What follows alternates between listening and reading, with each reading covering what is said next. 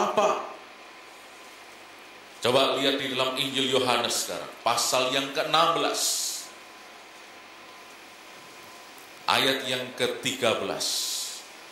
Yohanes pasal yang ke-16, ayat 13. Yesus sendiri mengatakan begini, tetapi apabila Ia datang, yaitu apa? Roh kebenaran, Ia akan memimpin kamu ke dalam seluruh kebenaran. Dan Ia tidak akan berkata-kata dari dirinya sendiri, tetapi segala sesuatu yang didengarnya itulah yang akan dikatakannya, dan Ia akan memberitakan kepadamu hal-hal yang akan datang.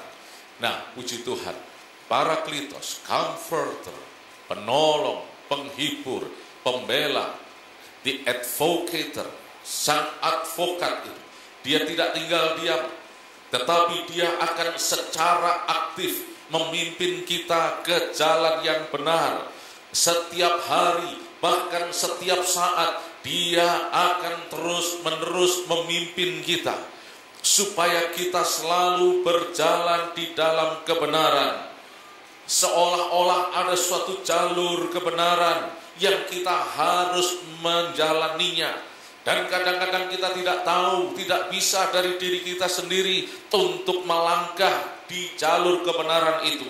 Tetapi ada roh kebenaran, Parakletos, yang membimbing kita untuk berjalan di dalam jalur kebenaran. Kalau kita bisa berjalan di dalam jalur kebenaran, maka tidak bisa tidak, maka kita akan menikmati janji-janji kebenaran itu. Kita lihat bersama-sama di dalam Yeremia pasal 29 ayat yang ke-11. Kali ini mungkin saudara bisa melihatnya di dalam bahasa aslinya, karena tercantum di sana di dalam bahasa aslinya, yaitu dalam bahasa Ibrani. Nah, kalau saudara sudah mendapatkan, ayo kita baca sama-sama. Saudara baca transliterasi yang ada, yang berwarna biru di sana. Saudara ikuti apa yang saya ucapkan, ya. Yeremia 29 ayat 11. Mari, ki anohi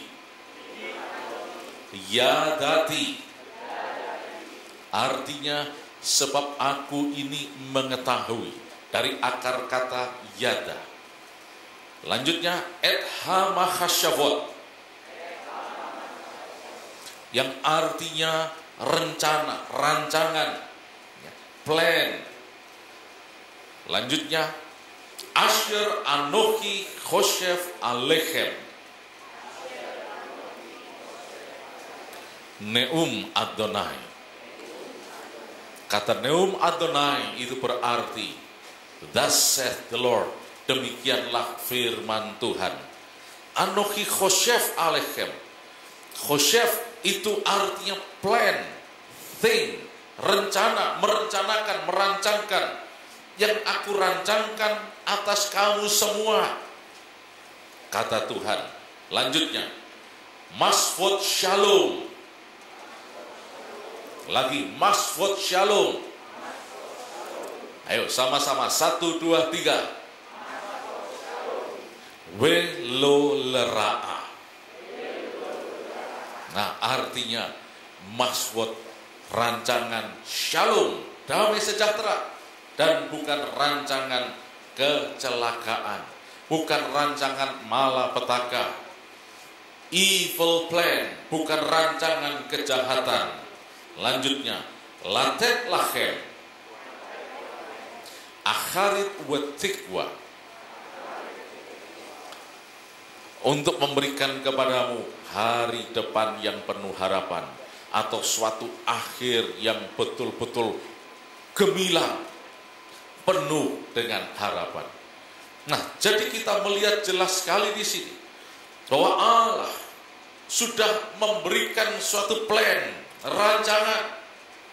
Akan tetapi kita harus mengerti bahwa kita manusia ini tidak diciptakan Allah sebagai robot. Saudara dan saya bukan robot. Robot itu bergerak hanya atas instruksi dari kontrol pusatnya. Mungkin ada remote kontrolnya. Remote-nya mengatakan maju, nah maju, gerak, maju. Remote-nya kanan, belok kanan. Ke kiri, kiri. Tapi sayang sekali, sampai detik ini saya kira belum pernah ada robot yang alat kontrolnya atau remote controlnya itu ada makanan. Maju mundur, kanan kiri, gerak-gerak bisa. Tetapi tombol makan nggak ada. Tombol ayo melakukan pekerjaan memasak nggak ada.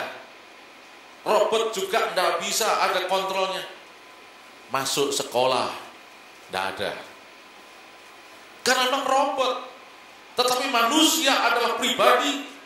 Itulah sebabnya sebagai pribadi manusia bisa makan, bisa minum, bisa belajar. Dari bodoh jadi pinter oleh karena belajar. Kalau robot, ada yang mengatakan robot pintar, ya karena memang sudah diprogram. Dia bisa melakukan perhitungan dan sebagainya sampai tingkat digit yang kesekian di belakang koma dan seterusnya. Tapi manusia adalah pribadi. Dan tidak ada tombol remote control yang dipencet hari ini pakai baju biru, baju merah, baju kuning, baju hijau. Tidak ada. Robot yang tidak pakai baju robot. Tetapi manusia dia memilih. Mungkin tadi pagi hendak berangkat ke gereja, istri yang mengatakan, papi pakai baju ini saja.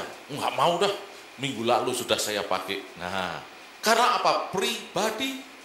Tapi kalau itu robot gak pakai ditanya, langsung ditempelin, cek, mau gak mau ya ini yang dipakai. Dan lebih lagi juga, robot gak ada tombol, ayo pacaran.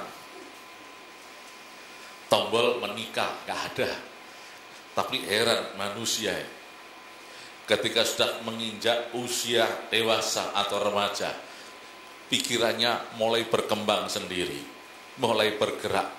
Wah, kok saya seneng sama si dia. Terus dilihat lagi, kok kayaknya dia juga seneng sama saya. Terus dideketi, lu seneng, gua seneng, ayo kita seneng-senengan. Nah, sama-sama suka. Dan kemudian ayo kita nyari Pak Pendeta. Kita sama-sama suka. Nanti urus saja pendeta selanjutnya dan seterusnya. Karena pribadi. Dan seorang pribadi itu mempunyai pikiran, kehendak, kemauan, dan juga punya perasaan. Tadi merasa senang, terus kemudian mulai mikir, dan kemudian mulai berkehendak bertindak. Ayo, ya. Begitu juga ketika lihat sate, perasaannya mulai jalan. Baunya enak ini. Wah, bikin lapar ini. Mulai mikir, gimana cara dapatnya? Ya bayar dulu, tanya berapa harganya. Setelah itu mulai berkehendak, tangannya diperintah, ambil sate itu. Karena sudah dibayar. Ambil cep dan kemudian dinikmati. Itu pribadi. Kalau robot tidak pakai, dikontrol. Nah, masalah pribadi inilah yang sebetulnya mendatangkan masalah besar. Karena apa? Pribadi ini seharusnya berjalan di jalur kebenaran. Sudah ada jalur kebenarannya, ada jalannya. Tetapi karena namanya pribadi, suka milih yang berada atau berjalan di luar jalur. Nah, ini repotnya. Sebuah kereta api, karena dia adalah mesin, dia bukan pribadi, dia selalu berjalan di jalurnya. Dan pasti sampai tujuan. Tapi seorang pribadi sudah ditunjukkan jalannya, jalurnya sudah benar. Ini loh jalurmu. Ya masih milih. Paling enggak kalau enggak milih masih nyerempet-nyerempet. Ah enggak apa-apa, coba-coba sedikit. Sedikit coba-coba kan enggak apa-apa. Sudah diberitahu jangan pegang itu. Jangan dimakan buah itu. Si Hawa katakan, oh ngelihat kan gak apa-apa. Habis ngelihat kok bagus. Ngeraba kan gak apa-apa. Habis diraba-raba kok ya bagus juga. Dipetik kan tidak apa-apa. Habis dipetik bingung, diapain ini? Dibuang nanti dimarahi. Ya sudah, supaya tidak ketahuan, dimasukkan perut aja supaya hilang alias dimakan. Nah, jadilah dosa.